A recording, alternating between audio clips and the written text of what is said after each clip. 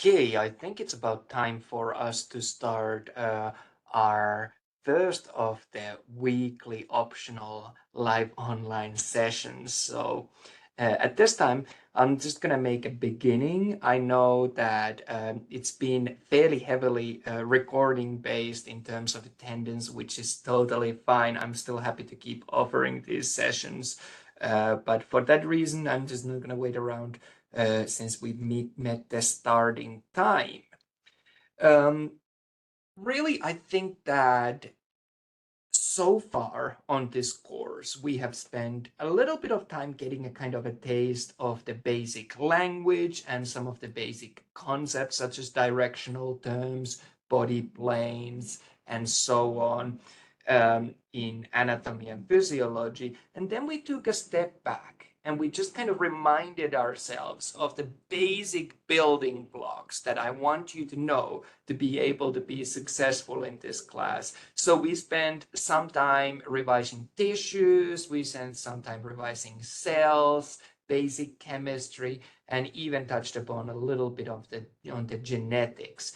But the past 2 weeks were really just to kind of get us all to the same place to start with. As we are going through different body systems, I'm assuming that we all have that shared understanding of basic tissues, basic cellular biology. So this week really has meant a start on the very first system that we will look on this course. And the first system that we look on this course is our integumentary system. So we're looking at skin and all of the associated structures that come with the skin. Those include hair, nails, and various different kinds of glands. So if you had hard time orienting yourself so far, that to what level of depth should you know about the material, consider it that way, that the past 2 weeks should have been really quite straightforward. Those weeks should have been things that you were already familiar with. And this week really is the first of the body systems chapter that we'll have a look. So hopefully that'll help you in terms of adjusting of what's the expectations and how am I assuming that you are covering the material. On that note, I see really good grades, and I think that that's evidence of the effort put in. And I want you to keep doing the good work. I'm introducing a few more elements to our homework starting this week. So that'll probably provide us a little bit more interactive opportunity for homework exchanges as well. So I look forward to that very much. So here's the plan that I had for today. I always want to make that time and space for us to check in. I want to mention a couple of words about these optional meetings, just because I want to make sure that they're serving you, and I want to make sure that we are putting the energy to where it's most beneficial. So I might be thinking about doing some adjustments to those. I want to review, as always, really quickly the homework expectations for this week. We might circle back to that at the end, depending on how much time we have during this session, and then dedicate bulk of today's session on reviewing the content from chapter 6. And like I said, if we do have the time, I want to at least show a little bit what to expect in terms of the homework. And as always, I try to reserve the time for questions and answers, clarifying any points.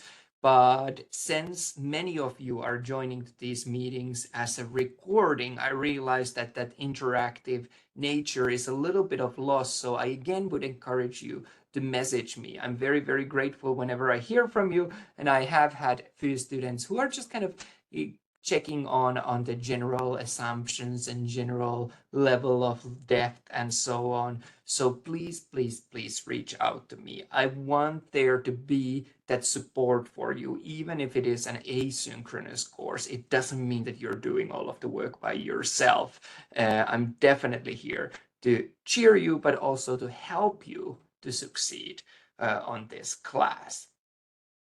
Uh, as always, if you have any concerns or if you have any positive things to share, I really do appreciate hearing from you. I really appreciate hearing from my students. That's an important thing for me. And that's one of the things that really brings me joy in this job. So I want to hear what's working well, what we should keep doing, but also where there are rooms that I can help you more. I keep adding things, I keep changing the learning modules, sometimes before we get there, sometimes after we visited there. But if you tell me that you need a resource, I will go out my way to find that resource for you within my abilities. I do encourage you always to take the time to check in also with yourself that you are in a good place. If you're not in a great place, then learning becomes that much more challenging. And as a college, we provide a lot of resources to help you. So again, remember, we're here to back you up all the way. All you have to do is let us know how we can help. So like I mentioned, we've had these live online meetings for a while now, based on the chat that we had or the discussion forum that we had at the very beginning of the semester. We landed on Wednesday mornings and afternoons. Obviously, that was impacted as well with my other commitments, my other teaching commitments, my other service commitments to the institution. Um, I am noticing that it's a little less used resource than in some of the other semesters, and rather than going through the same stuff twice every time on morning and evening, I've started recently shifting a little bit more towards that. In the morning, I went through more of the lecture material, and on the afternoon, I went through more of the uh, homework type of questions. We'll see today how we get on, but if I am able to cover both of those during this morning session, I will still offer in the afternoon session, but moving forward in the coming weeks, if that becomes a pattern, I might eliminate one of these sessions. We'll still keep one weekly session. But if it is just a recording, it doesn't really make sense to record it twice or for me to tell the same stories twice if I don't have attendance. So again, these are fully optional. They're not required. I just want to help you to make sure that you have everything that you need to succeed.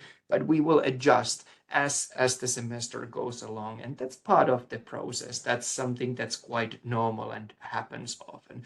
So recordings will be there, but we might move on to one recording per week.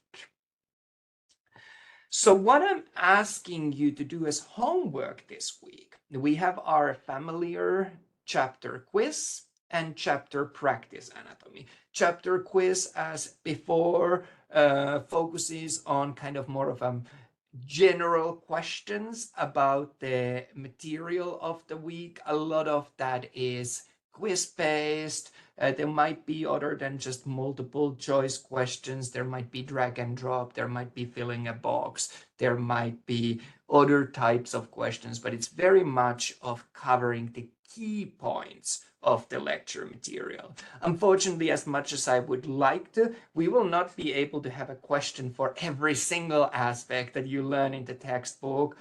Even though I think that that would be fun, I think that that would also overwhelm the workload real quickly. So quizzes really check on the core concepts. What are the most important points that you should have taken away? And as always, you can do the quiz either based on your memory, based on your notes, or with the textbook open next to you. You can consider it also as kind of a guided reading activity. It's really up to you to choose what serves you best when it comes to the quizzes.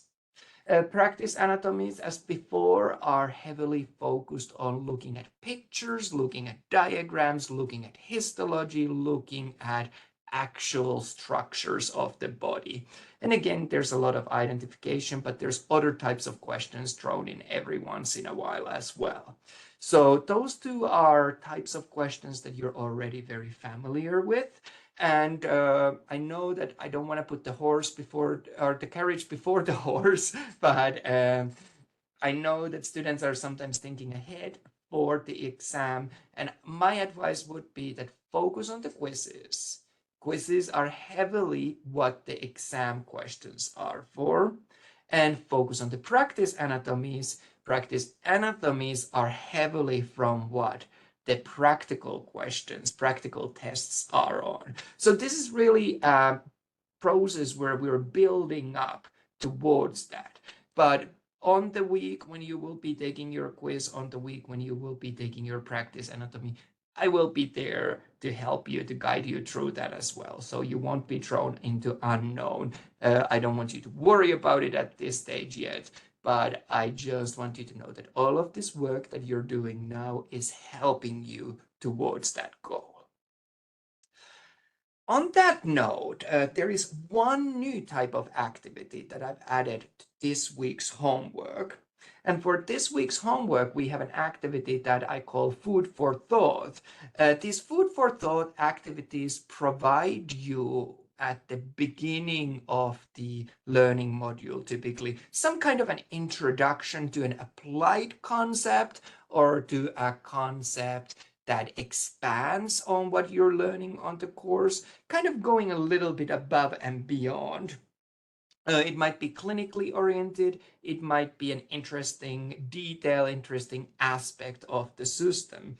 And you'll get to learn a little bit about that, and then you get to let that information process as you're working through rest of the chapter. And then when we look back to the end of the chapter, there is an assignment where you will write essentially a short paragraph on questions relating to that topic that I introduced you at the beginning of the learning module. So it's kind of a way to close the loop, but in a way also a way for you to get to show me a different kind of learning that's happening than just with quizzes and practice anatomy online activities. I will be providing you individualized feedback on your short paragraph that you created. I'm really not looking a full essay. I'm looking for maybe 4 to 5 sentences. It could be longer, it could be shorter, but really what I'm aiming for and hoping to get from these activities every semester is that you're able to communicate the answer to the questions that I present as a prompt for those food for thought. Remember though that these do have to be your own text. You can't just copy paste from elsewhere. You can't use ChatGPT. You can't use someone else's work. It should be your own creation. I definitely encourage you to do research. I definitely encourage you to look into the topic, and I provide you some starting references. And obviously, it's great if you're gonna give credit to where credit is due, reference others, but it doesn't have to be to the exact same extent as you would when you write a full-blown essay. But I'm expecting that it's not just a copy paste from internet.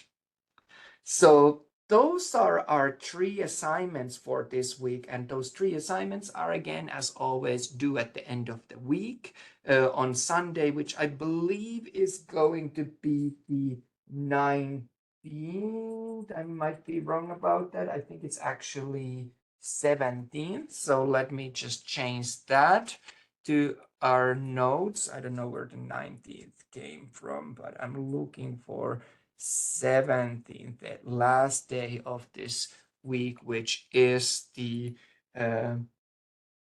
this Sunday. Yeah. On you will be submitting those through the Canvas and through the Connect.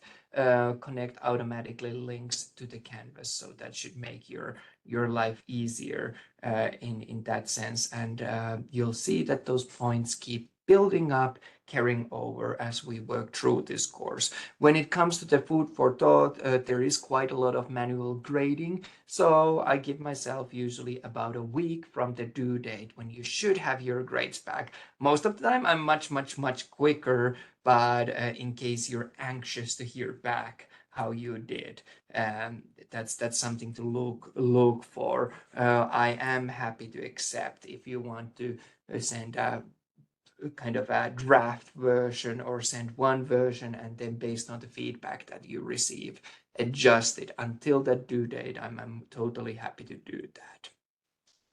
So having said all that, I think we're at the point where we're ready to start to have a look of this week's chapter content. And like I said, the chapter content for this week is really all to do with the skin and the associated structures. When I first entered the medical field and when I had friends who specialized on various different fields, some of these friends ended up pursuing things like cardiology or neuro surgery, neuroimaging, kind of really exciting fields. Initially, when I had also a few friends who went to specialize on dermatology, so the working with the skin, I had to ask from them that what is it about dermatology that makes you interested and excited? Because often you hear about these heroes, cardiologists running and saving lives, but very rarely do you hear someone being that I'm a dermatologist, I'm gonna rush into the room and save the day. But in all reality, I think I got really great responses and explanations why the field of dermatology is so important. Because people's lives can be significantly impacted by, for example, what's going on with their skin. That can have huge impact on your self-confidence, on your uh, feeling of how well you are. And if we're able to make those changes and those improvements for our patient, it might very well be that the entire quality of life for them changes drastically. So obviously there are also immediate health concerns that can be involved. But what I was really impressed with these colleagues of mine was how they pointed out that sometimes, even though helping a patient in a field of dermatology might not be that immediate life-changing thing in terms of saving an organ that wasn't functioning, like when giving CPR and delivering electrical shock to get the heart to pump again, doing those changes to the patient's well-being and to the patient's dermatological issues can really have far extending impact. So it's a really exciting field, and a field that I think that often we don't give enough merit for. So I wanted to start by kind of reminding us all that really our body is covered with linings both inside and outside ourselves. And what I mean that obviously it's probably quite easy for us to think of the outside layers that cover our body, as we're seeing with the skin, the cutaneous membranes that really form the largest part of these linings that surround our body externally. But similarly, when we enter into the body, may it be through an oral cavity or any other opening in the body, there is some kind of a membrane that protects our body even from that direction as well. So we're seeing, for example, your nasal cavity, respiratory system heading towards, we're getting a mucus lining, that mucous membrane that protects again that we are achieving everything that we do. We're keeping things inside and we're keeping things outside, but we're achieving additional goals by having this lining covering the separation between those two parts. We see that there's a lining also in the digestive systems, a lining within the body cavities, such as the serous membranes that we see. So really what these linings do, they cover surfaces, line cavities, they provide protective sheets, and also play important role in various joints that we have, such as we see here with the synovial joints and synovial membranes that we find within those.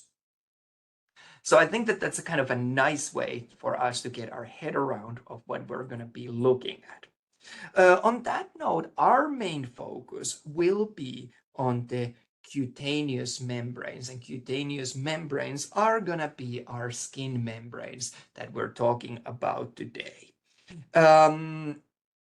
I think that really there's quite a lot to unpack here, and some of the kind of reasoning, if we think why cutaneous membranes, why learning about skin is so important. This is really the largest organ in the body. Liver is the largest internal organ, but as a whole, skin really forms the largest organ, about 16% of your body mass. So an important structure, the outermost boundary that separates the insides and outsides of the body. When we talk about integumentary system, one of the things that we'll see, and what I think is really interesting, is that we all are different in terms of our skin and in terms of our this cutaneous membrane. But at the same time, we all share a lot of similar characteristics. At the same time, in a clinical practice, simply by looking at someone's skin, we can achieve a huge amount of information about their state of health, for example. So really, if we ask why do we have a skin, the answers are varied. Skin does provide protection, and it can be protection, for example, for mechanical things like cuts and bumps that we end up in getting in everyday life. It can be protection against chemicals such as acids, bases. We're exposed to a lot of things. But similarly, skin protects us in terms of thermal uh, effects. So heat, cold, things like that. Protection against UV radiation would be another example. So, for example, from the sunlight, skin provides this barrier that protects us from microbes, for example, from bacteria. And also, skin is important in protecting us, ensuring that we're able to maintain that fluid balance. So that we're able to remove materials, but we're also able to absorb. So skin is very much selectively permeable membrane as well. If we think of the skin as well, skin is kind of cushioning deeper body organs, insulating us, kind of going back to that whole thermal thinking.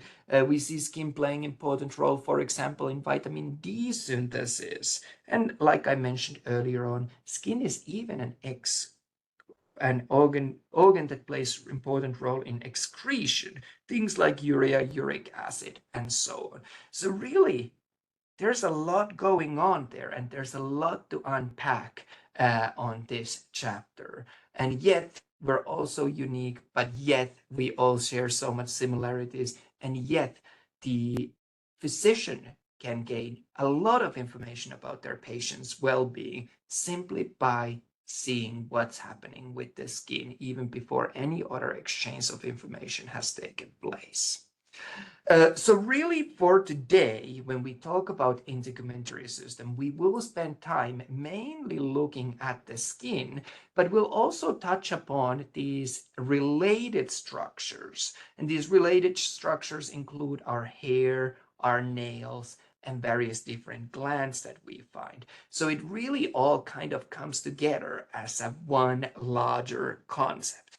And what I was going to do, I was going to start this journey of ours through the material by us looking at the skin and going through the skin in different layers. And we're going to start with the outermost layer of the skin, which is going to be our epidermis. This outermost layer of the skin is formed by mostly keratinized stratified squamous epithelia. Remember, we saw when we were talking about the different tissue types, we kind of got to learn and revise this terminology so that now we're set for success. So we're seeing multiple layers of these kind of, if you look cross-sectionally, almost like flattened discs shaped epithelial cells. And we'll see a few good pictures about this as we move through the material. but we're seeing that the language that we spent time last week and the week before that really starts to pay off here. Really, what we're seeing when we are talking about epidermis as well is that on this layer, we don't really have a vascular supply. So we don't have blood supply to this layer. So we call this layer avascular. So the layer kind of keeps growing from the bottom part and adding new cells, and the outermost cells start to die. So there's a constant regeneration, but because these cells are not anymore actively living and actively replacing at the outermost layer, we end up seeing that there is no need for vascular supply there. There's actually going to be 5 layers that epidermis is made of, so we can divide it into different layers, and we call these different layers strata.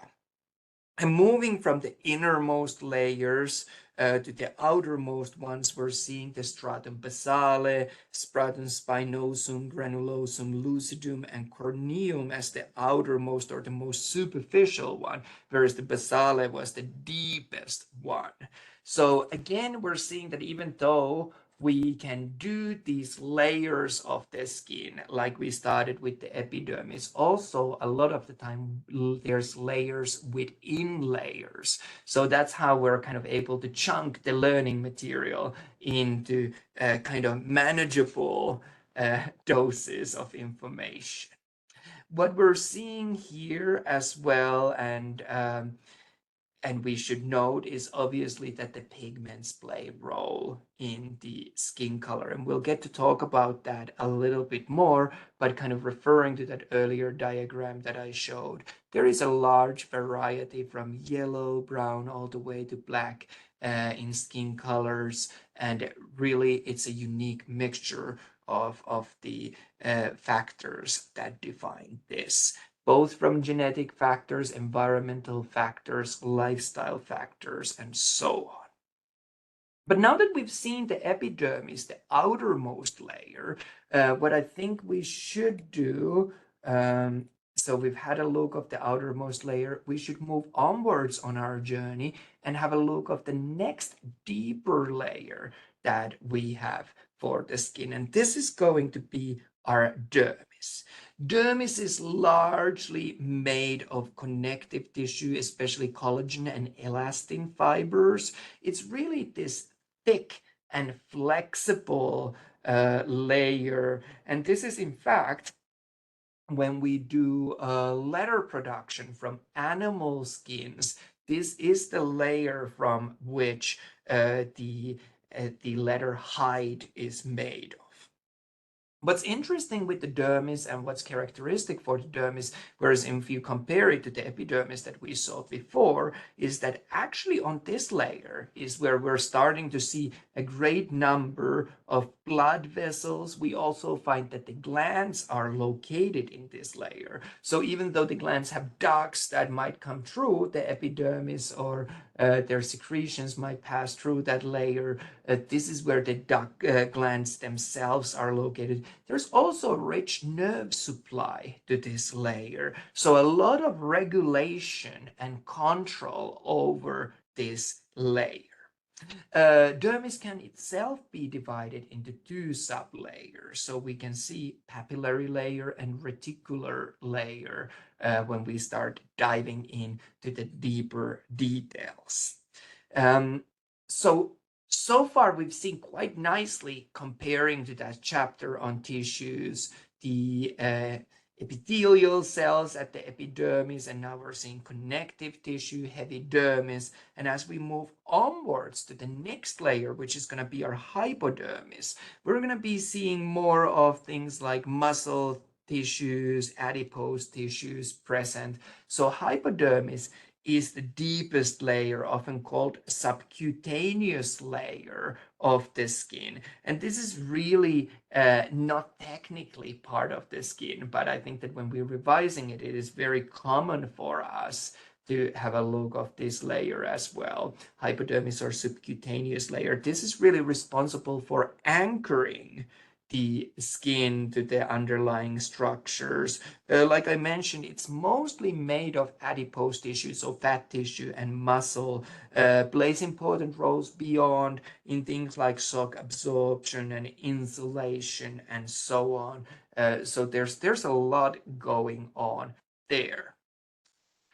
What I have next on the next slide, so far we've used this kind of a diagrammatic sketch for looking at different layers of the skin. What I have next is actually a histological view, a microscopic view of a skin cross-section, which allows us to see that our diagram is actually fairly accurate. We are seeing these same layers that we've talked about before: epidermis, dermis, and hypodermis. Those three layers can be seen even in an actual cross section of an actual skin sample. So I think it's always good to start with a diagrammatic representation, but then bring it back to the actual things that we can see.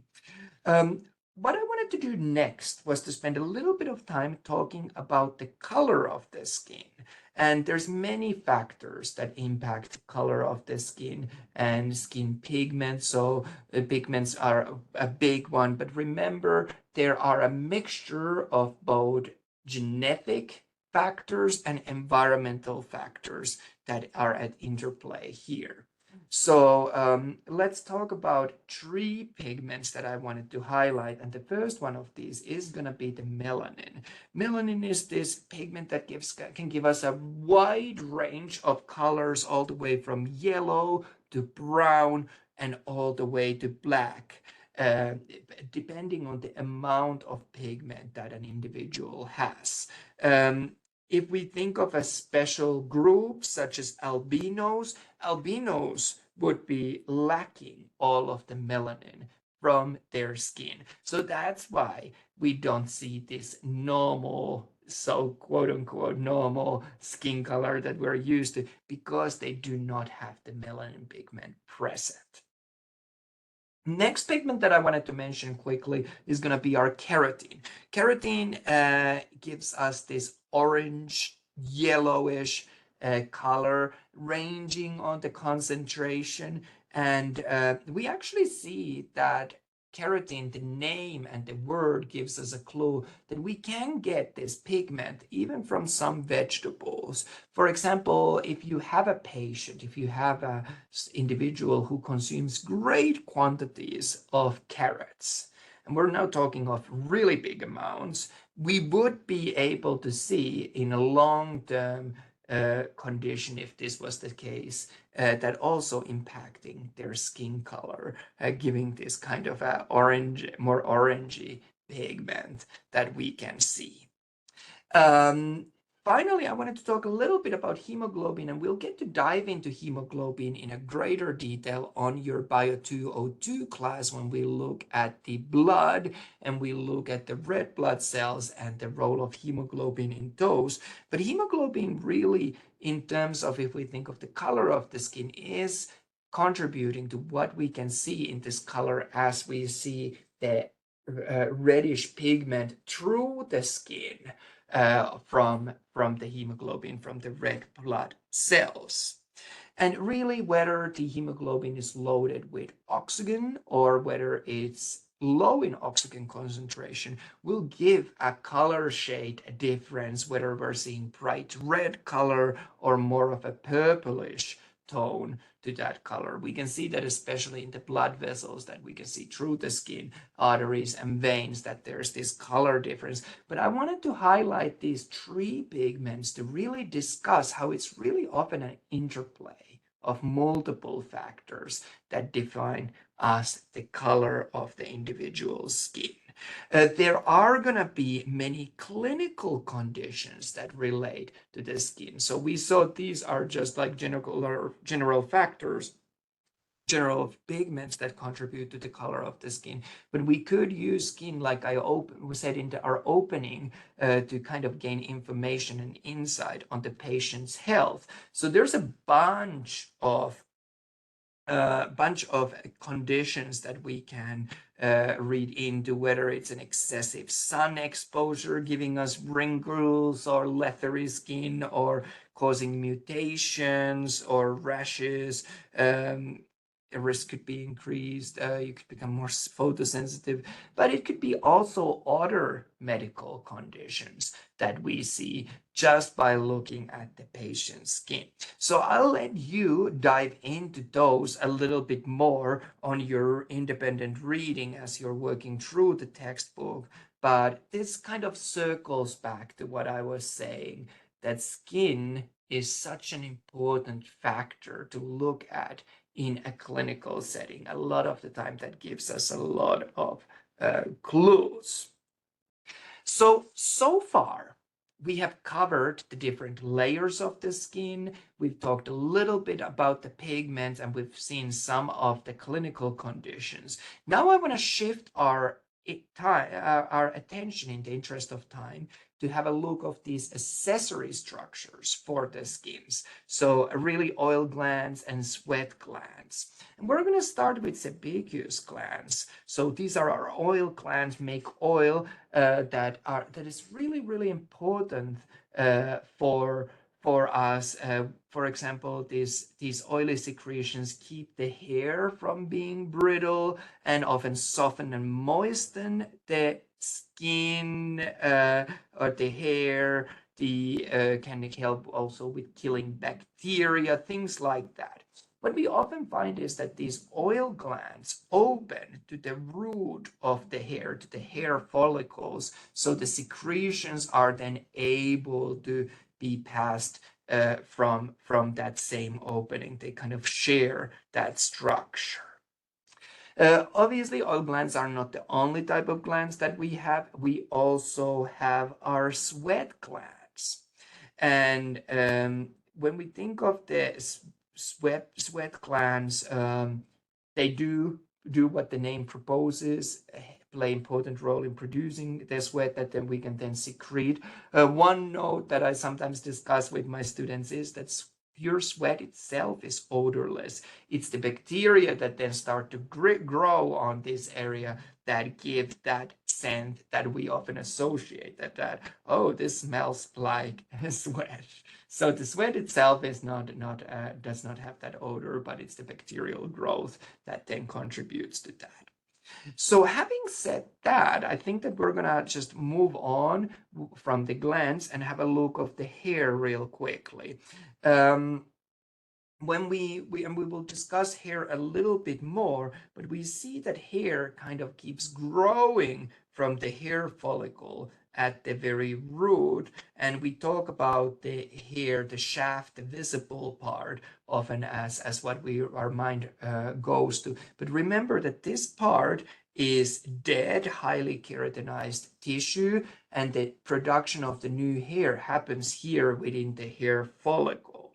Your food for thought discussion will actually look at these tiny muscles that connect to the hair follicles, known as erector pili muscles. And they're responsible for the process of raising the hair when you get goosebumps. And I'll let you dive into that. So I'm not trying to steal away from that activity. So I'll let you explore that a little bit more on your own. The color of the hair is really determined by the melanocytes that then defines that. Here I have a really nice diagram showing a root of the hair follicle, and you'll see how the rich cell division happens here that then results as the growth of the hair. Like I said, remember hair being dead tissue, highly keratinized tissue.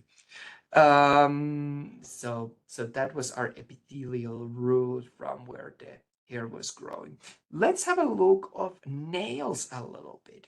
And nails are really heavily keratinized structures. growing from the nail bed that we're seeing here from the root area, where we have a new nail being produced and pushed outwards. There's really no color to the nails because there's no pigment present there. And often with my students, we spend time talking about why do we have nails? And really, the reason, I guess, is twofolded. This diagram that I have here, we can use that to guide us, but I want to make a point that it's not the perfect diagram. It shows like everything inside the fingertip would be adipose tissue, and that's simply not true. We have a lot of muscle tissue, for example, there as well. But what we're seeing is that nails really kind of provide us protection and covering for the ends of things like fingertips and toes.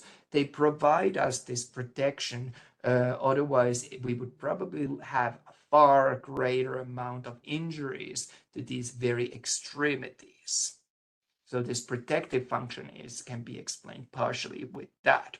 Also, nails are going to be important for us for fine grip if we think about it. And this being able to manipulate, have this fine catching of fine structures between the nails, between the fingers, is really characteristics for humans, and is what part of the why we have been so successful as a species, as we've evolved. Um, so those were the skin, and those were our accessory structures for the skin. So we had a quick discussion about the different glands, the hair, and now nail as well. I want to keep moving along in the interest of time on this review.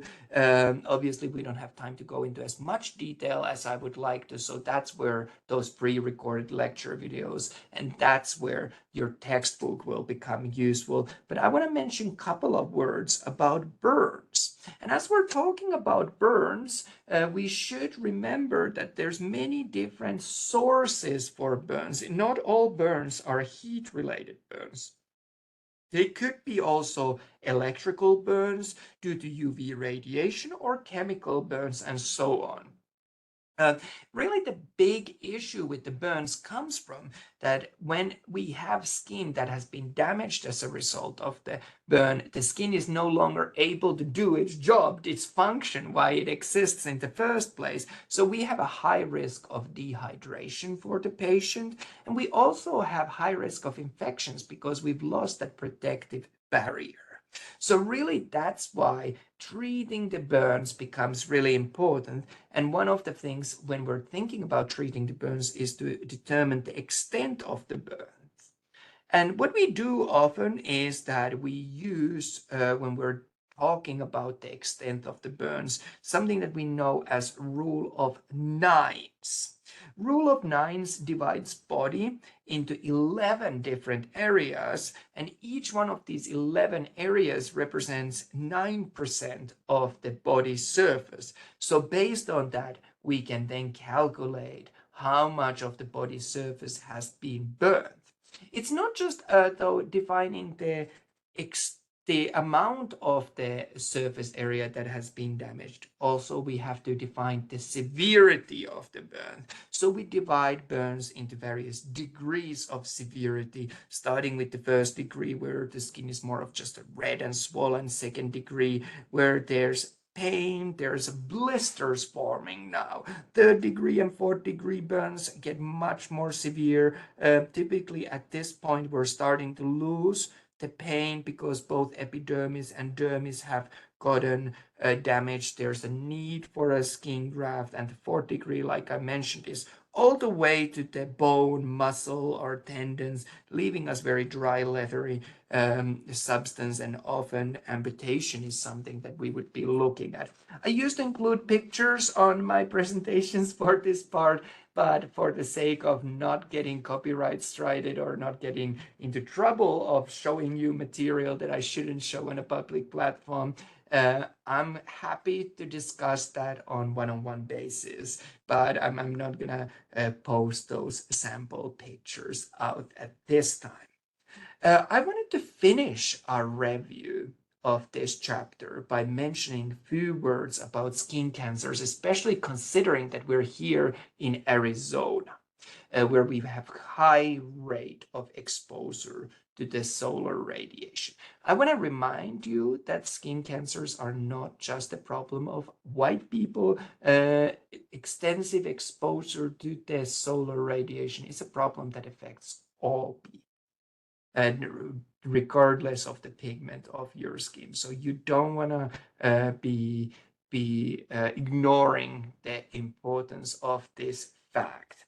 Um, Really, skin cancer is the most common cancer that we find in the humans, and really the overexposure to the UV radiation, whether it's in this direct sunlight as we're dealing with, or even reflected sunlight, or back in the day, I think 90s were the heydays of people really doing tanning beds, which, if we think about it, is, yes, you might get a nice and appearance, but at what cost? I'm glad to see that that's becoming less and less common. People are moving towards different other ways of changing the skin color, spreading pigments, and so on, which are less concerning in a medical sense. When we're talking about cancers, whether it's a skin cancer or other cancers, we have to remind ourselves that we have two groups. Not all cancers are the same. If we're talking about benign cancers, these cancers are not actively spreading, they're staying at that site, whereas malignant cancers do have the tendency to spread and invade other body areas. So the treatment plan and the need for drastic actions to deal with the two differs in that sense quite a bit. Um, that brings us to the end of everything that I had planned to say as a way of revising the chapter material for the chapter 6. However, since I see that we have a little bit of time, what I want to do, I want to make sure that we have a chance, and let me just pause the sharing of the screen just for a second.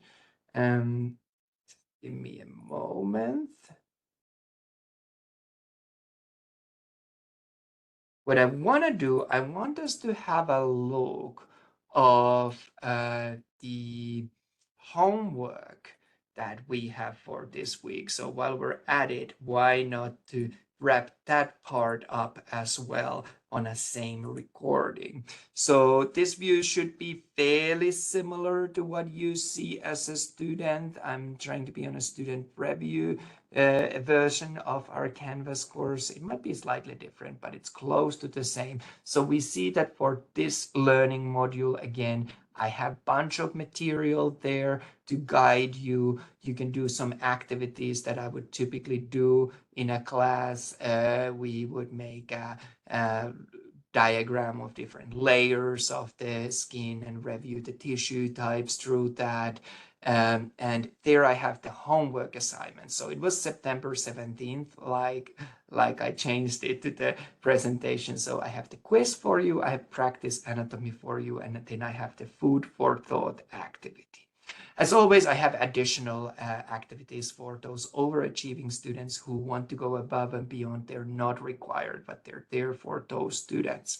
So quizzes and practice anatomies you've already seen before, but food for thought is a little new activity. So I want to quickly talk through, even though I mentioned it before, what to expect with those.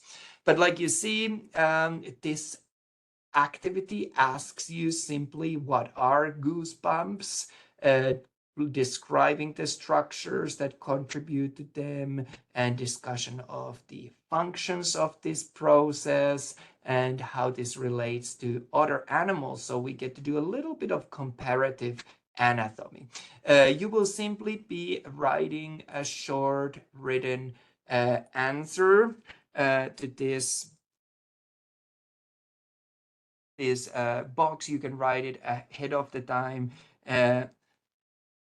in your other, like a Word document or wherever, and copy paste it here, or you can type it in here, or you can upload a file. That will also work. But I'm looking for about a paragraph detailing what you've learned about goosebumps, detailing a little bit of the factors that I'm asking, and then you can submit the assignment. To make your life easier and kind of guide you a little bit, I've also provided you a rough outline of what I'm looking when I'm grading the assignment as a grading rubric. But obviously, I want to make sure that you are creative, you use your own knowledge, your own insight. I always reward personal experiences, personal examples to a great deal when I'm grading these. So this is a really chance for you to shine and share what you learned about this particular aspect of the learning material. If you're struggling where to start with exploring goosebumps, you'll notice that I have actually in that same material where I have the lecture videos, also a little bit of an introduction to give you some starting references, a video, a couple of references to talk about the goosebumps and make a start with that material as well. So that was the new type of assignment, the food for thought that I have for you. I do have our traditional quizzes and practice anatomies. I'm looking at the time. I think we can quickly peek in. We're not going to do all of it, but we can quickly peek in to both of these as well, since we're doing so well with the time that we have. Let me just set up my screen. My access to the material is a little different from yours. So give me a second. So quizzes and practice anatomies, like I said, are going to be a useful, not just for learning each chapter, but a useful tool as you are getting comfortable with what might come up in an exam. And just let me share my screen once again.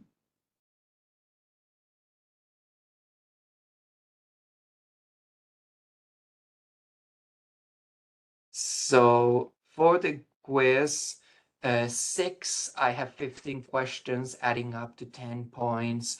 Many of these questions have subparts that come with them. So you'll see the first question looks at those different layers of the skin and is drag and drop of you matching the names of the layers, but also the characteristics that go with each of these layers. We'll see a little bit of complete sentence questions. Again, you're choosing what's completing these sentences, and I have also multiple choice questions that allow us to cover the material in that sense to a little bit more detail. Remember, you can totally take this as a guided reading activity that helps you to tackle the material in that sense. So you can use the textbook if you're struggling to keep up to kind of complete these. So here we're seeing different kinds of glands and we're matching the key points to go with those. Again, give me a second and I'm going to jump in to the practice anatomy to show you what to expect, what might be coming up in terms of that. And let me share my screen. And for this chapter, our practice anatomy consists of 12 questions adding up to the 10 points. And here, for example, we're seeing a very similar diagram to what we've used before, and we get to label structures there. We're seeing our hair follicle, sebaceous gland, blood capillaries, erector pili muscle, hair bulb, sensory nerve fibers, tactile corpuscle that are sensory organs, and dermal papilla.